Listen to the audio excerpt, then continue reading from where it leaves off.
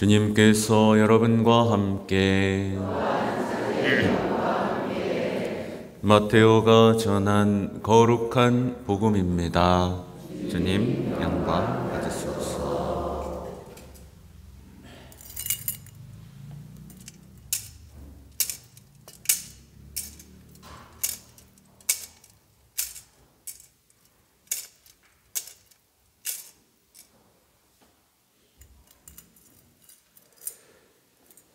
그때 11 제자는 갈릴레아로 떠나 예수님께서 분부하신 산으로 갔다. 그들은 예수님을 뵙고 엎드려 경배하였다. 그러나 더러는 의심하였다. 예수님께서는 그들에게 다가가 이르셨다. 나는 하늘과 땅의 모든 권한을 받았다. 그러므로 너희는 가서 모든 민족들을 제자로 삼아 아버지와 아들과 성령의 이름으로 세례를 주고 내가 너희에게 명령한 모든 것을 가르쳐 지키게 하여라. 보라, 내가 세상 끝날까지 언제나 너희와 함께 있겠다. 주님의 말씀입니다.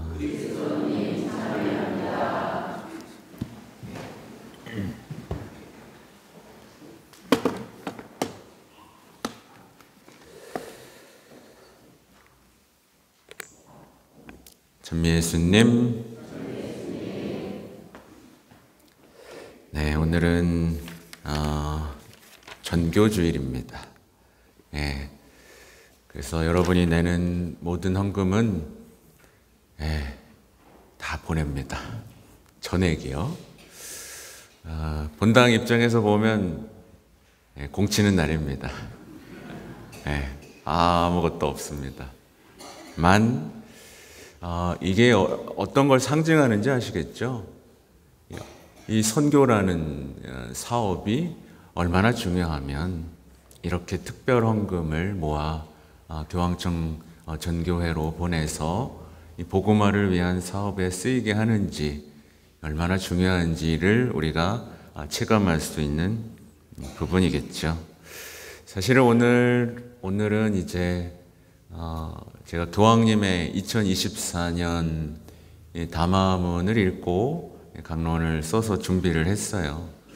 그리고 우리가 들어야 할 이야기들은 가슴 뛰는 어떤 선교의 경험 이야기들, 어떻게 하면 선교하고 또 복음을 전하고 온 세상에 하나님의 사랑을 알게 할까라는 이 뜨거운 이야기들이 이제 울려 퍼져야 할 시간인데, 사실 안타깝게도 우리 현실은 어떤 가정에서조차 전교가 되지 않는 어떤 우리 기막힌 현실 속에 우리가 살고 있는 게 사실이고, 그것을 넘어서 이제 가정에도 전해지지 않을 뿐만 아니라 사실 그리스도인은 기쁜 사람이지 않습니까? 그죠?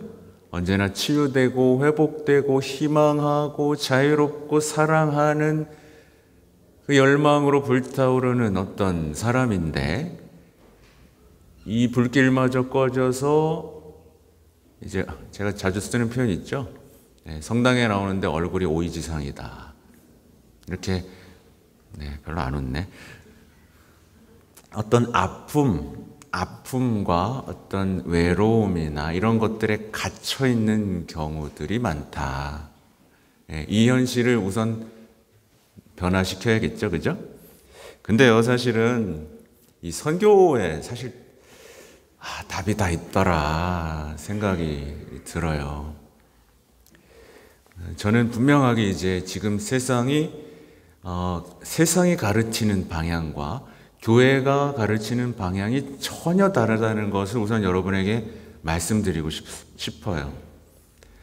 지금 세상은 어떻게 하죠? 자꾸 자기에 몰두하게 만듭니다. 맞죠? 자기 바라보고 안정되게 만들고 자기 연민에 빠지고 자기를 숭배하게 만들어서 아예 갇혀있게 만듭니다. 근데 이 현실에서 얻게 되는 열매는 뭐죠? 육의 행실들이에요. 세상이 가란 대로 다 했어. 이렇게 하면 행복할 거라고 생각했는데 여기서 얻게 되는 열매는 죄예요. 자꾸 죄 짓게 되고 또 뭔가 엄격하게 되고 상처받은 가슴은 낫나요, 안 낫나요? 아니요. 더 커져요. 말 한마디에도 상처받는 아주 속 좁은 사람이 되는 방향으로 세상은 우리를 이끌어요. 그죠? 그래서 굉장히 흔해졌죠. 아무것도 아닌 걸로 사람 죽이는 일도 굉장히 흔해졌습니다. 그러면 이제 예수님은 어디로, 하나님께서는 우리를 어느 방향으로 이끄시는가? 굉장히 단순합니다. 보면 예수님이 어디에 이끌려서 광야로 가셨죠? 대답이 없지. 성령, 그죠? 성령에 이끌려서 광야로 갔죠. 그렇죠? 제자들은 뭘 받고 복음 선포하러 갔죠? 네, 성령. 네, 대답 좀 해요.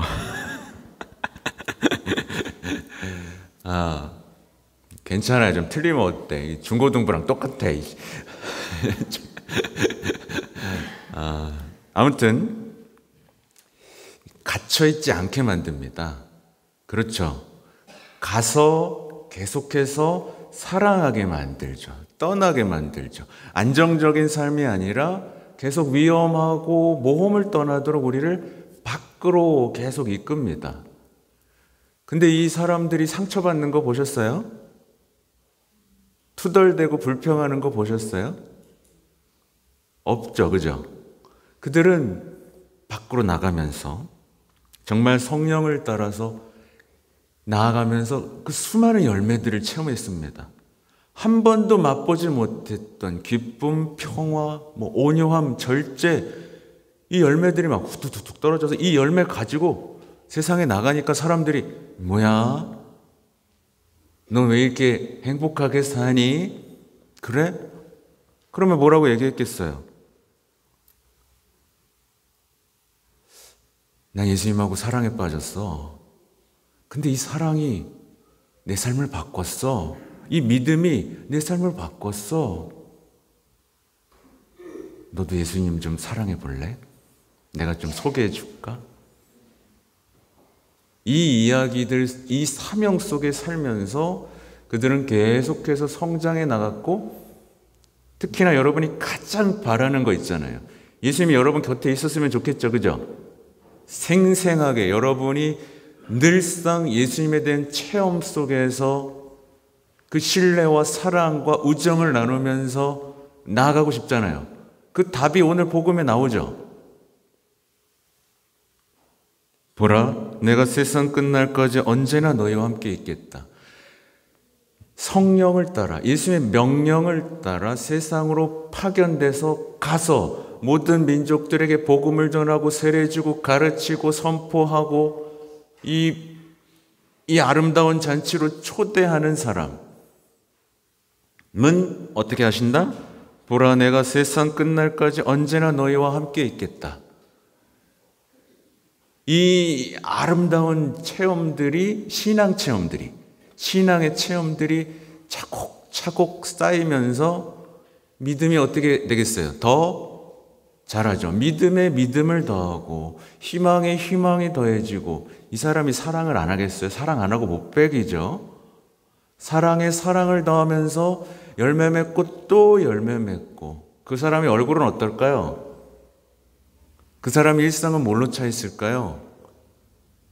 그 사람의 일상이 쇼핑 중독, 성 중독 이런 것들로 쌓여 있을까요? 아니요. 기도 중독이 되어 있을 겁니다.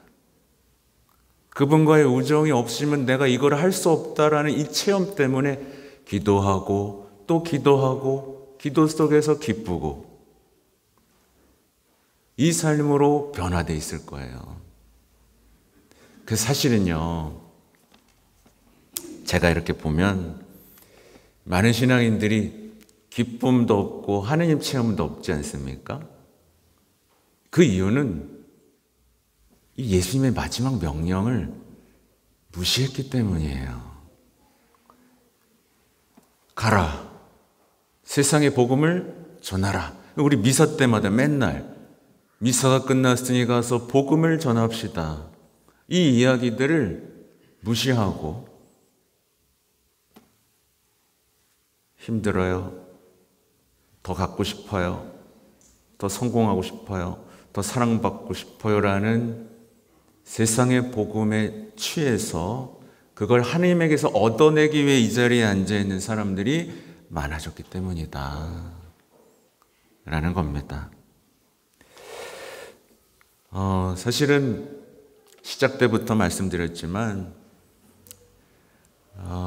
복음 선포는요 사실 굉장히 설레는 일입니다. 네, 사실 어렵지 않은 겁니다. 왜 어렵다고 느낄까요, 여러분? 어렵다고 느끼는 이유는 되게 단순하죠. 이렇게 물어보면 됩니다. 예, 여러분 오늘 주일이잖아요, 그죠? 오늘 주일 미사 왜 왔어요? 왜 왔죠? 네, 노래 부르러 왔나요? 네. 고해성사 안 하고 싶어서 왔나요? 네, 보고 싶어서. 예수님과 우정 때문에, 사랑 때문에. 일상 동안 지친 내 마음을 주님께 드리고 이 죄도 다 드리고 그분과 누리는 사랑으로 이 일주일을 다시 사랑하기 위해서 온 겁니다. 예수님과 사랑에 푹 빠진 사람은 이 사랑의 이야기를 전하지 않을 수가 없습니다. 예수님에게서 이 아름다움을 발견한 사람은 이 아름다움을 밖에 전하지 않고는 배길 수가 없습니다. 그렇죠? 여러분 아름다운 거 보면 어떻게 해요?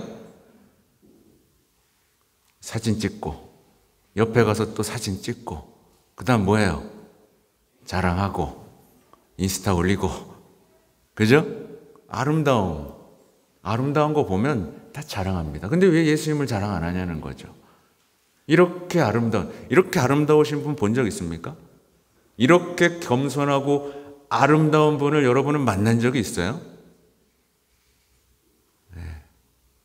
무슨 소리냐는 표정으로 저를 보는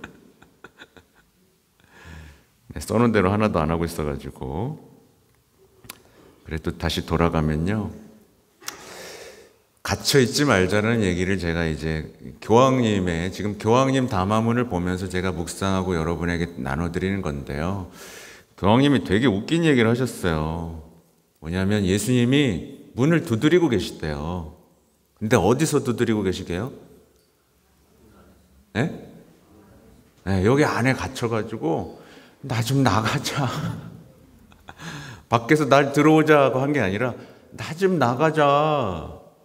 나 좀 내보내줘 라고 두들기고 계시대요. 이게 우리 교회에서 벌어지는 일이랍니다. 우리가 예수님을 지금 나오지 못하게 하고 계속 자기 걸로 소유하고 가둬둔 채 나만 누리려고 한다는 거예요. 나를 만족시키고 나를 위로하는 예수님으로 가둬둔다는 거죠.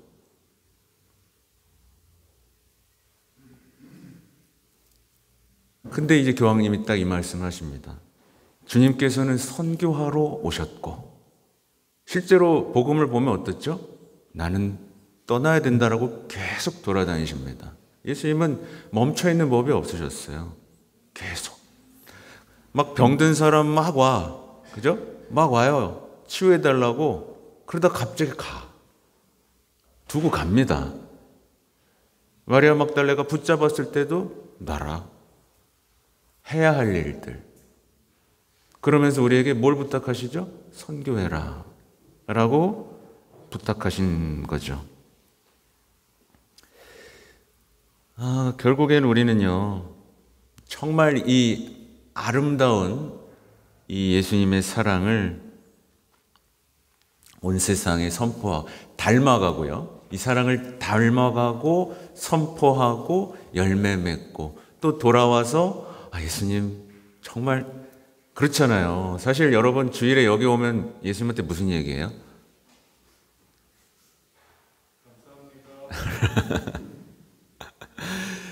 예수님이 제자들을 파견했다가 예수님 제자들이 왔던 복음 기억나죠? 그때 제자들이 뭐 해요? 네, 자랑해요, 자랑. 예수님 말이에요. 제가 이렇게 했는데 막 뭐가 됐어요. 네. 그랬더니 예수님이 뭐라 그러죠? 외딴 곳에 가서 쉬자고 하시죠? 그겁니다. 여러분이 여기 오는 이유는 예수님 저 일주일 동안 이렇게 했는데요. 도와주셔서 감사해요. 신난다. 네. 그 다음에 가면서 다녀올게요, 예수님. 이게 미사예요, 여러분. 어떻게 보면. 그죠?